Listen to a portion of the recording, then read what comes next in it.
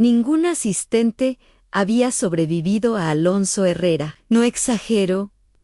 Había gente en Barcelona que decía que trabajar con él era equivalente a jugar a la ruleta rusa, pero con menos probabilidades de éxito. Era martes, 7:58 de la mañana. La ciudad todavía tenía esa neblina suave que se alzaba entre los edificios altos del distrito tecnológico, y las calles se llenaban del aroma a pan recién hecho y café tostado. Mientras tanto, en el piso 31 del edificio principal de HashiCorp Technologies, la asistente número 4 de la semana salía llorando del despacho del CEO, llorando, no sollozando, como si acabara de presenciar la destrucción de sus sueños profesionales. No puedo más, gritó mientras pasaba frente al cubículo de Carmen, la ingeniera de sistemas. Carmen levantó las cejas. ¿Cuánto duró esta? Fabián, del área financiera, miró el cronómetro del móvil. 32 minutos. Nuevo récord a la baja. ¿Y cómo se llamaba?, preguntó Luis desde su escritorio. Ni idea, respondió Fabián. Creo que ni ella sabía en dónde se estaba metiendo. Los tres se asomaron apenas por encima de las pantallas para ver la puerta del despacho del CEO en silencio absoluto. La puerta, cerrada, esa aura glacial que parecía bajar un par de grados la temperatura solo al pasar cerca. Ese hombre da miedo, susurró Carmen. ¿Miedo no?, corrigió Luis. Terror administrativo. Dentro del despacho, Alonso Herrera revisaba 3 pantallas al mismo tiempo. Su silla de ruedas, negra tan impecable como su traje. Su rostro mostraba una perfección casi esculpida en mandíbula firme, cejas marcadas, ojos de un gris acerado que parecían atravesar cualquier intento de mentira. El accidente que lo había dejado sin movilidad en las piernas era todavía tema de murmuración. En la empresa algunos decían que había sido un fallo mecánico en un vehículo autónomo. Otros que un sabotaje corporativo. Nadie sabía la verdad. O, mejor dicho, nadie estaba autorizado a preguntar. Pero lo que sí sabían era esto.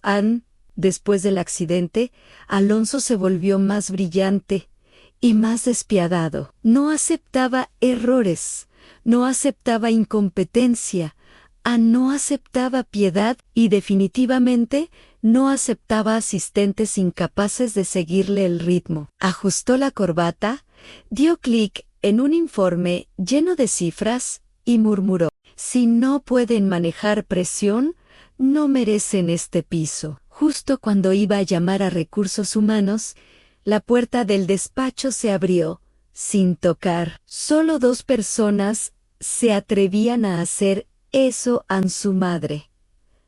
Su madre, doña Emilia Roca, 72 años, ex bailarina clásica, perlas auténticas, cabello blanco recogido en un moño perfecto y carácter más afilado que un bisturí recién afilado. Alonso Rafael Herrera Jocau, dime que no hiciste llorar a otra pobre muchacha.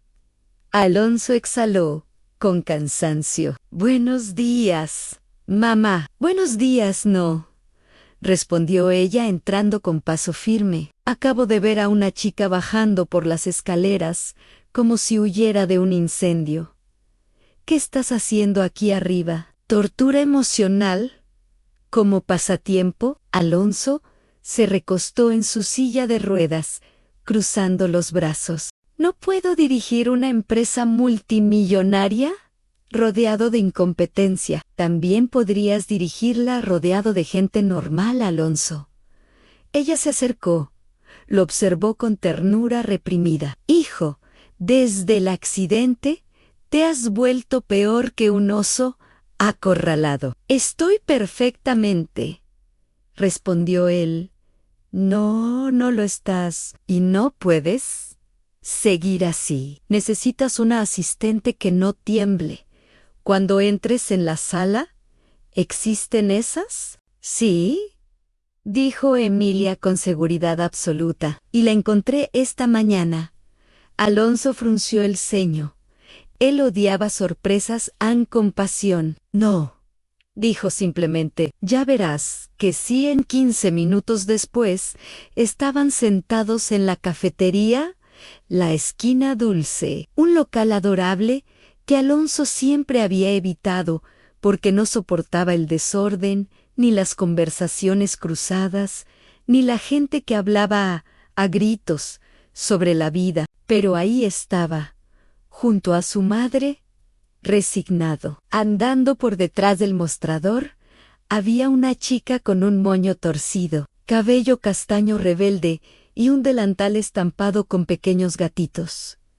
Parecía estar en una discusión seria con la máquina de café. A ver, maquinita, decía empujándola con suavidad. Llevamos 4 lunes juntas. No puedes fallarme justo hoy. Vamos, cariño. Haz magia. Sé buena. La máquina hizo un ruido extraño. Eso, así se hace, celebró ella, levantando los brazos como si hubiera ganado un premio. Luego se congeló al notar que madre e hijo la observaban. Perdón, yo, hablo sola cuando estoy estresada. Emilia sonrió a Alonso. No, pero por primera vez en semanas su expresión cambió 1 milímetro, lo suficiente para que su madre lo notara. ¿Tu nombre, querida?, preguntó. Emilia. Julia Moreno Ruiz, respondió la chica. Julia, prepáranos 2 capuchinos y, cuando termines, ven conmigo. ¿Con usted? Julia arrugó la nariz. ¿Por qué siento que esto no termina en café? 1 hora después, Julia sostenía un gafete dorado brillante en asistente ejecutiva. Acceso total, lo miró aterrada. Señorita Lucía, debe haber un error. Yo hago café. Hago malabares con tazas. Hablo sola. No sé ni qué hace un asistente ejecutivo. Pues empieza hoy, dijo Lucía. Y ojalá tengas la bendición de todos los santos del cielo, porque vas a necesitarla. Julia subió en el ascensor, murmurando para sí. No entres en pánico. Respira. Piensa en positivo. Tal vez el jefe no sea tan terrible como dicen. Tal vez sea exageración. Tal vez. Las puertas se abrieron. Julia tropezó y dejó caer una pila de documentos.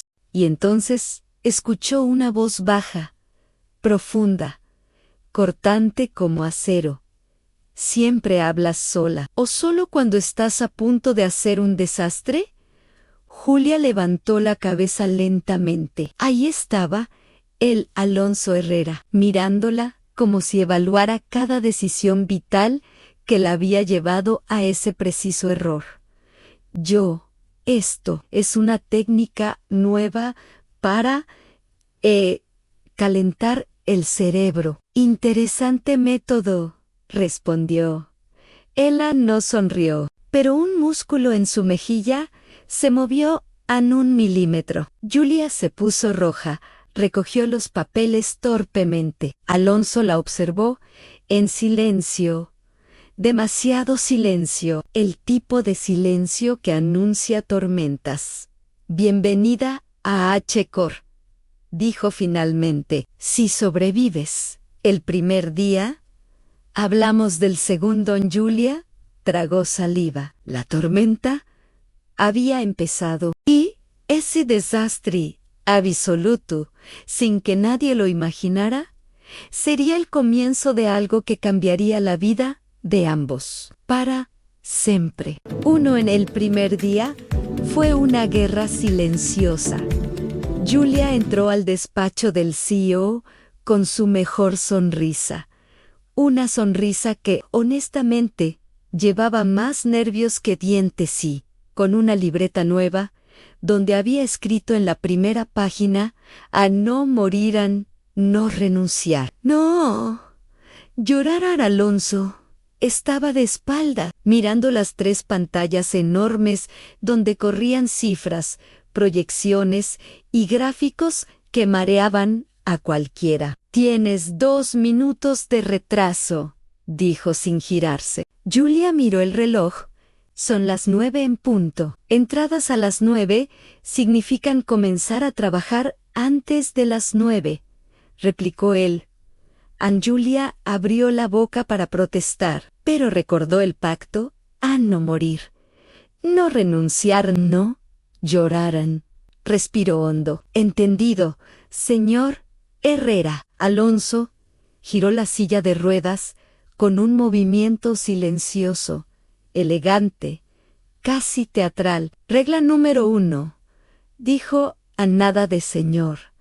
Me hace sentir viejo. Julia pestañeó. ¿Y qué prefiere? Herrera. Herrera. Solo Herrera. ¿Te parece demasiado complejo?, preguntó él con ironía. Julia abrió la libreta. Nota en regla 1-N. O decir señor.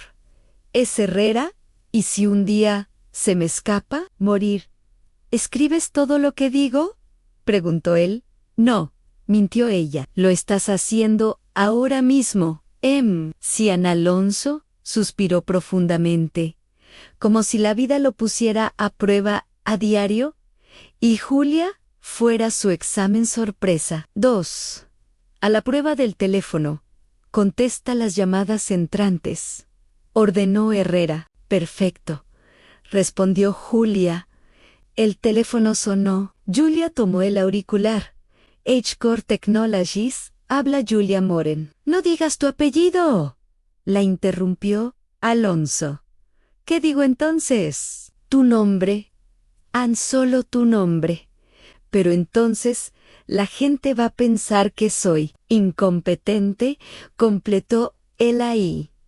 Y no queremos eso. Julia reinició la frase. H-Core Technologies. Habla Julia. ¿Cuál Julia?, murmuró Alonso. Varias Julias en esta empresa. ¿Cuántas? 4. Julia cerró los ojos. Volvió a intentarlo. H-Core Technologies, asistente ejecutiva del director general. Habla Julia. Demasiado largo, respondió él. Entonces, ¿qué digo? Algo útil. Julia apretó los dientes. En el auricular, la persona preguntó, ¿podría comunicarme con el departamento de innovación? Julia sonrió. Por supuesto, señora, ¿en un momento?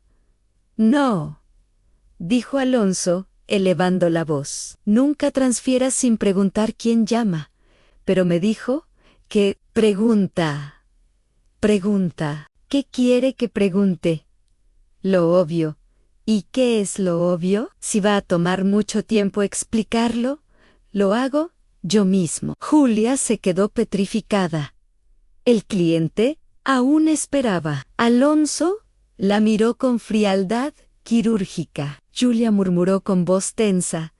¿Qué departamento quiere usted? Ya lo dije. Innovación, gritó el hombre desde el teléfono. Julia tragó saliva y lo transfirió. Colgó. Alonso se masajeó el puente de la nariz. Regla número 2. Averigua quién llama, para qué llama y si es importante antes de transferir. Perfecto, dijo Julia, anotándolo. Nota en regla 2-N. O transferir sin investigar antes. Si fallo, morir. El correo prohibido. Alonso abrió su bandeja de entrada. Tienes 50 correos pendientes por responder, informó él. ¿50? De ayer a hoy, aún no empieza. Julia respiró profundamente. Entonces, responderé. No respondas ninguno sin que yo lo apruebe. Julia abrió la libreta. Notan reglan 3-N o enviar correos sin aprobación de Herrera. Enviar correo. Muerte. Estoy autorizada a respirar. ¿Sin aprobación? Susurró. Julián Alonso la miró. Por un segundo, solo un segundo, algo parecido a una sonrisa estuvo por aparecer, pero murió en el intento. 4 en el correo que incendió todo. Entre los mensajes había uno marcado como an urgente, confidencial, solo para Alonso Herrera. An Julia tomó aire. Herrera, hay uno urgente, muy urgente. ¿Quién lo envía? ¿Alguien llamado? ¿Javier Aranda? ¿Asunto? Reunión con la junta directiva adelantada. Alonso giró su silla hacia ella. Ábrelo. ¿Abrirlo? ¿Yo? ¿Te hablo en chino? No, pero es confidencial, Julia. Si fueras una amenaza, ya te habría despedido u demandado. Ambos.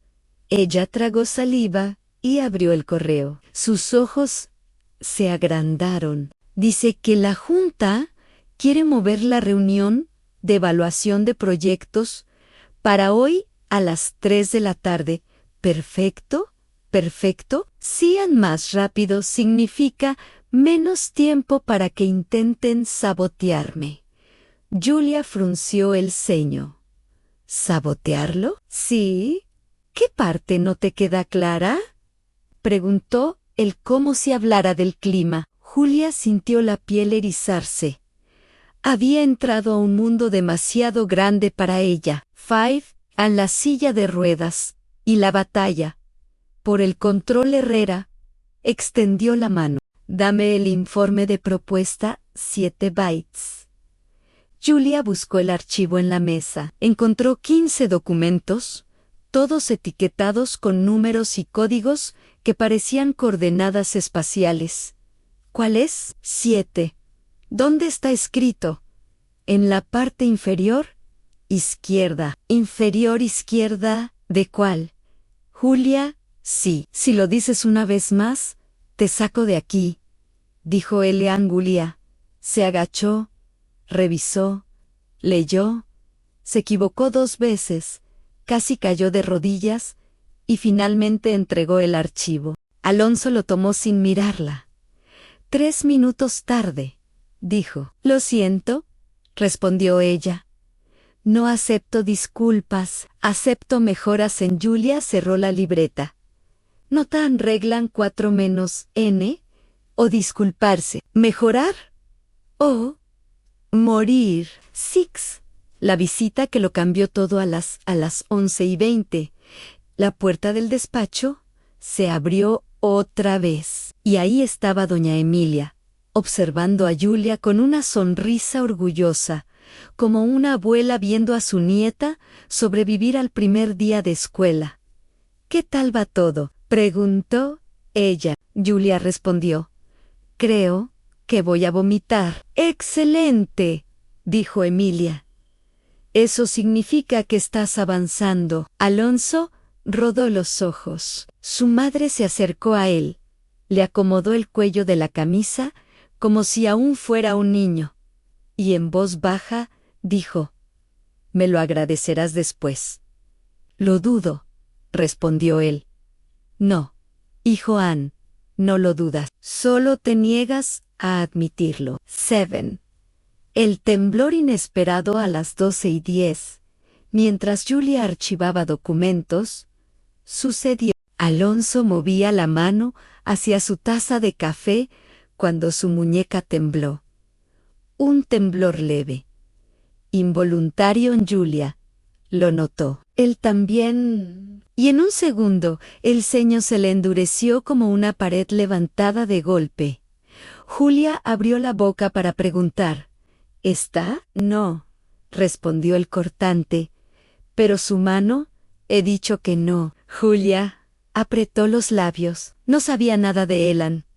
No sabía qué había pasado en su accidente. Pero ese temblor, ese microsegundo, donde su máscara fría se quebró, la dejó inquieta, muy inquieta. 8. El final del día, o el principio del caos, a las 5:45 de la tarde. Julia aún respiraba. No había renunciado, no había llorado, no había muerto. Era un logro monumental. Mientras apagaba su computador, Alonso dijo, sin mirarla, «¿Vuelves mañana?» ¿Eso significa, Oki? Significa que no fuiste un desastre total. Julia sonrió. «Gracias, Herrera». Él la observó un instante. Regla número 5. Dijo, no sonrías tanto. ¿Por qué? ¿Por qué? Porque distrae. ¿Distrae? ¿A quién? A mí. Julia sintió el corazón dar un salto. Alonso volvió a sus pantallas. Ella salió, y cuando la puerta se cerró, él murmuró, «¿Qué demonios haces, Herrera?» Pero la verdad era esta. Por primera vez desde el accidente, alguien había logrado desordenar su mundo perfecto. Y era una chica que hablaba sola. Julia aún no comprendía cómo había logrado sobrevivir a su primera semana en H-Core Technologies. Cada día sentía que estaba caminando sobre una cuerda floja instalada sobre un abismo. Pero lo que más la desconcertaba era otra cosa, por más aterrador, exigente y explosivo que fuera Alonso Herrera. Había algo en él imposible de ignorar, algo que no sabía si la asustaba o la atraía más. El lunes comenzó con un sobresalto. Apenas bajó del autobús, recibió un mensaje breve, seco y urgente. «No vengas a la oficina. Piso 28. Necesito ayuda. No preguntes». El corazón le dio un vuelco. Alonso no solía pedir ayuda. Alonso no necesitaba ayuda. Alonso exigía, ordenaba, demandaba, pero jamás pedía. Al llegar al piso indicado, lo encontró en una sala de reuniones enorme, rodeado de papeles, carpetas abiertas, pantallas encendidas y una cantidad absurda de tazas vacías. Su rostro era una mezcla peligrosa de furia, concentración y agotamiento acumulado. Antes de que ella dijera algo, él soltó una frase que la hizo querer volver a entrar. En el ascensor, «¿Llegas tarde, Julia?» Miró el reloj. «Son las 8:42. Él ni siquiera parpadeó. «¿Tarde?» Igual respiró profundo para no desenroscarle la corbata del enojo. Solo después, él le explicó lo que estaba ocurriendo. La junta directiva quería recortar el presupuesto del proyecto más importante de la empresa. Si lo hacían, ese proyecto desaparecería. Y Alonso también. Ella se sentó a su lado. Frente a ambos, se extendía una montaña de documentos imposible de procesar. «¿Todo esto?», preguntó Ana Alonso. Asintió con una calma inquietante. «Necesito que revises cada línea. Si algo no cuadra, quiero saberlo». Julia abrió y cerró los ojos varias veces. Le estaba pidiendo que hiciera análisis financiero de nivel experto. Ella servía cafés, organizaba agendas y trataba de no tropezarse con las paredes. Pero entonces escuchó una frase que la dejó inmóvil. «Necesito tu cerebro. Y tú lo tienes». No sonrió, pero fue la primera vez que algo parecido a un elogio salió de su boca. Mientras revisaban documentos, detectó que una de sus manos temblaba otra vez. Esta vez más fuerte, lo suficiente para que la libreta vibrara entre sus dedos. Julia intentó preguntar, Pero él cortó la conversación de inmediato. No es tu asunto. Ella sabía que era mentira. El temblor no era normal, no era cansancio, no era estrés, era algo más profundo, algo que él no quería mostrar. A media mañana, Julia abrió un correo que les cayó como un balde de agua helada. La Junta pedía acceso a los informes financieros personales de Alonso a no de la empresa. De él, Alonso lo leyó 2 veces. Luego cerró los ojos, con una expresión que mezclaba rabia y resignación. Quieren demostrar que no soy apto para dirigir la compañía. Aunt Julia sintió un nudo en el estómago. Era una acusación cruel, injusta y llena de prejuicio. Él la miró entonces, con una seriedad nueva, distinta. ¿Puedo confiar en ti, Julia? Ella respondió sin dudar al 100. Y entonces él soltó la frase que cambiaría el rumbo del día a hoy. Necesito que seas mis piernas. ¿Vas a entrar conmigo a la reunión de la Junta? Jamás había sentido tanto miedo, pero aceptó. La sala de la Junta era un santuario de frialdad corporativa. Una mesa demasiado grande, 8 directivos demasiado elegantes y un silencio demasiado hostil. Alonso entró primero, impecable en su silla de ruedas. Julia caminó detrás, intentando que no se le notaran las manos temblorosas. Apenas tomaron asiento, los directivos comenzaron el ataque. Querían saber sobre una transferencia de 300.0 euros, que no figuraba en ningún informe previo. Una irregularidad financiera. Lo llamaron. Julia sintió que la piel se le erizaba. Todo era extraño.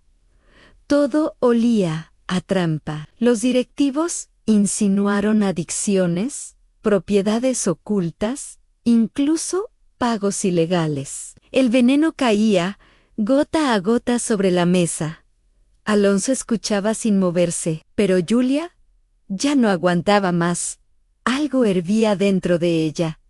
Y explotó. ¡Basta!, gritó Anocho. Cabezas giraron hacia ella, como si hubiese blasfemado en una iglesia. El presidente de la Junta la fulminó con la mirada. Julia sostuvo el aire y dijo algo que nadie esperaba. A mi jefe no mueve un euro sin control. Si hay algo extraño, es porque alguien tocó lo que no debían. La frase cayó como una bomba. Alonso la miró de un modo que jamás había visto, sin arrogancia, sin dureza, sin ese muro de hielo permanente.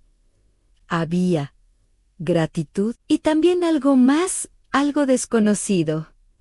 Entonces, Alonso habló. Dijo que la transferencia era real, que él mismo la había hecho y que era una deuda, no una deuda financiera, una deuda moral. Había pagado a la familia de la persona que murió en su accidente. Era la primera vez que Julia lo escuchaba hablar de eso directamente. Su voz tembló apenas, pero no era debilidad, era honestidad cruda.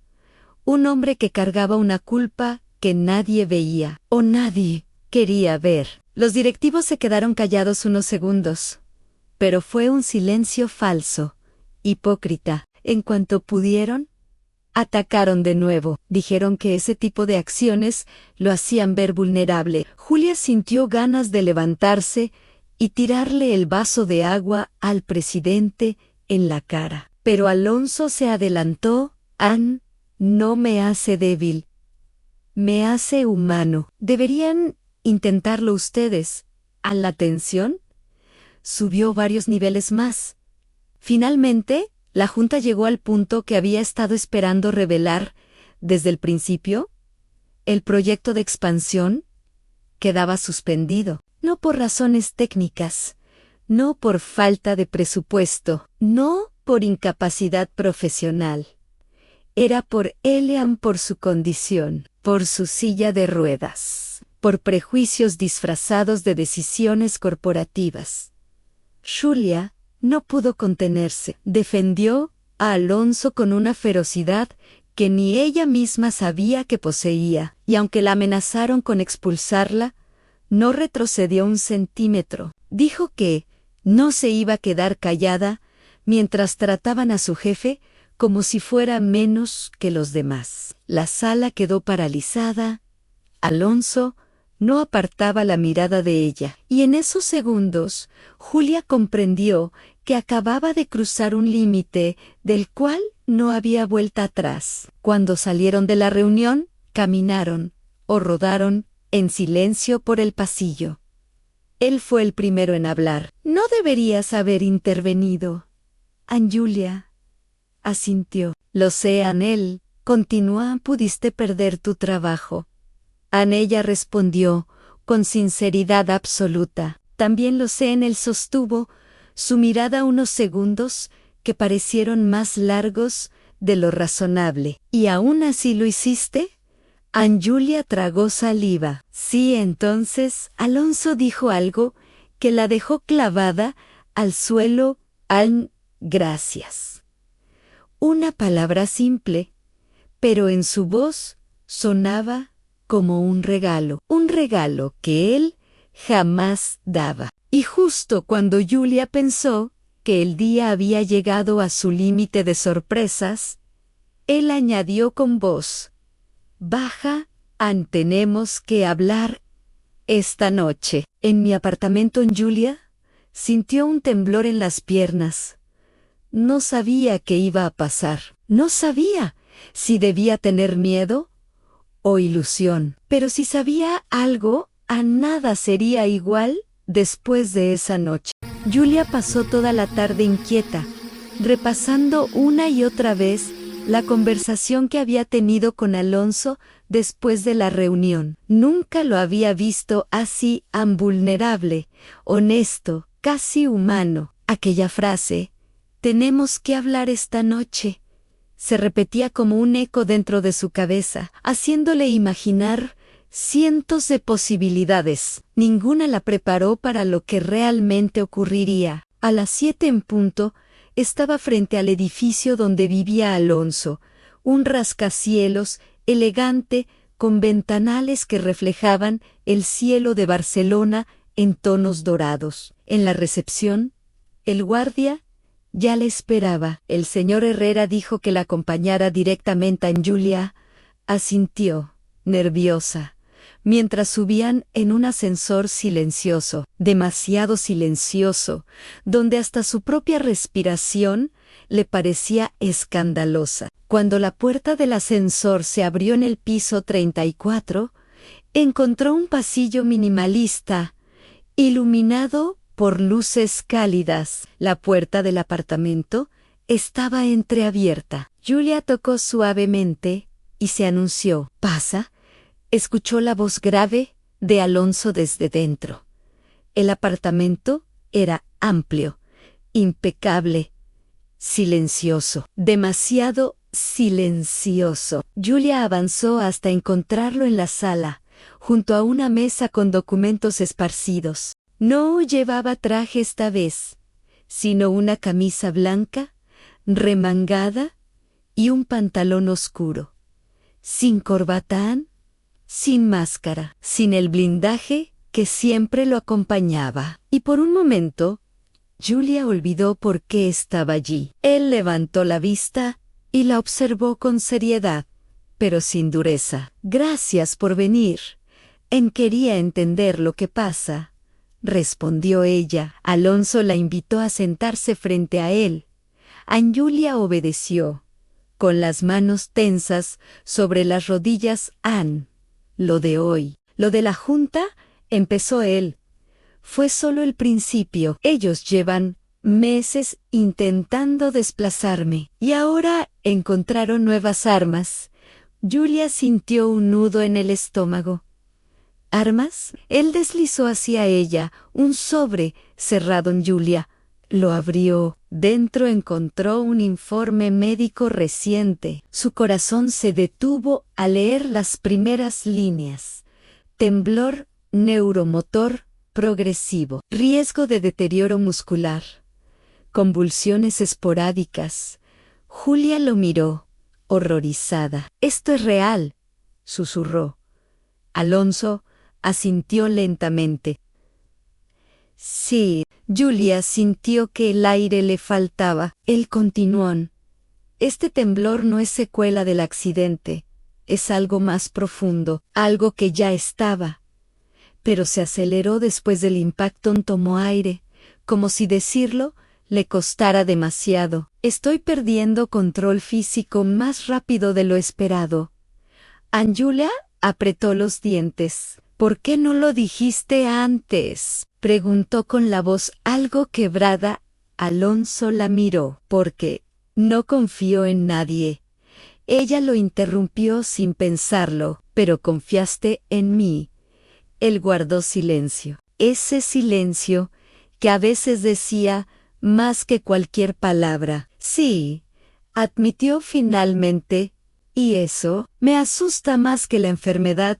Julia sintió un golpe en el pecho, no del tipo que duele, sino del tipo que cambia algo para siempre. Alonso apartó la mirada, como si le costara sostenerla demasiado tiempo. La Junta ya consiguió acceso a mis registros médicos. Lo que quieren es demostrar que no estoy en condiciones para el cargo, y lo peor es que tienen razón. Ah, no, protestó Julia de inmediato. No tienen razón. Tienes una mente brillante, una fuerza que ninguno de ellos posee. Tú sostienes esa empresa en mi cuerpo.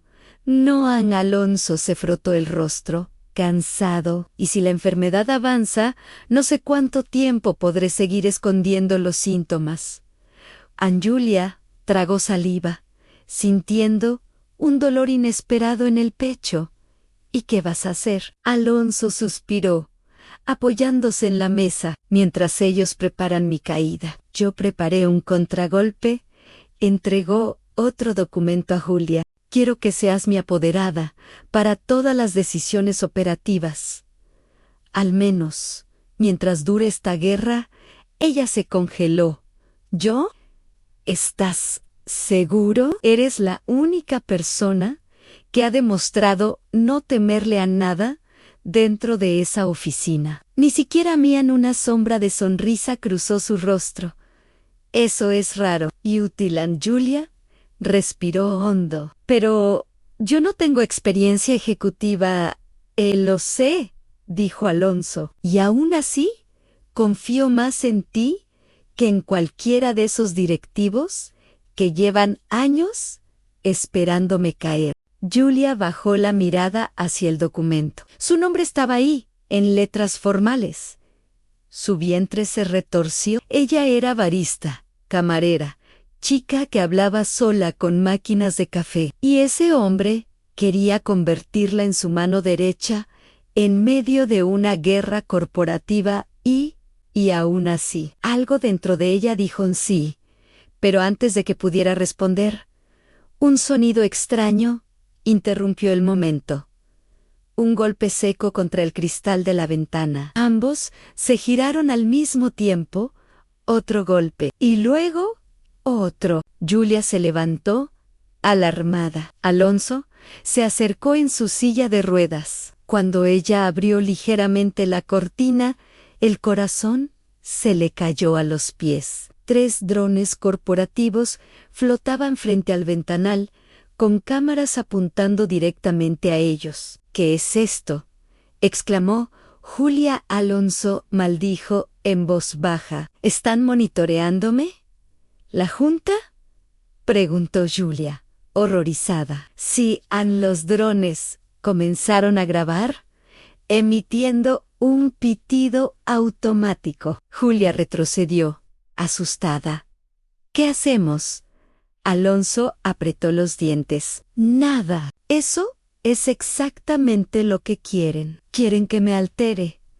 Quieren que parezca inestable. Julia sintió una rabia pura. Esa Junta no solo quería su cargo, querían destruirlo por completo, desde su salud hasta su dignidad. Esto es ilegal, murmuró ella. Lo sé, respondió Elan. Pero saben que no voy a denunciarlos. No puedo arriesgar la empresa en otro golpe contra el cristal. Julia retrocedió aún más. No puedo quedarme aquí si esas cosas siguen grabando. Alonso la miró con una expresión extraña, mezcla de frustración y miedo a no tienes que quedarte. Y Julia sintió que algo la atravesó. Quería que se fuera. O estaba intentando protegerla. Ella se acercó lentamente, sin saber muy bien por qué. No voy a dejarte solo en esto. Los ojos de Alonso se suavizaron por primera vez desde que ella lo conocía. Bajó un poco la cabeza y murmuró: «A nadie dice eso». Nunca Julia se inclinó hacia él sin pensarlo. No fue un gesto calculado, fue impulso, instinto, humanidad. Rozó su mano con la suya, muy suave, como si temiera romper algo.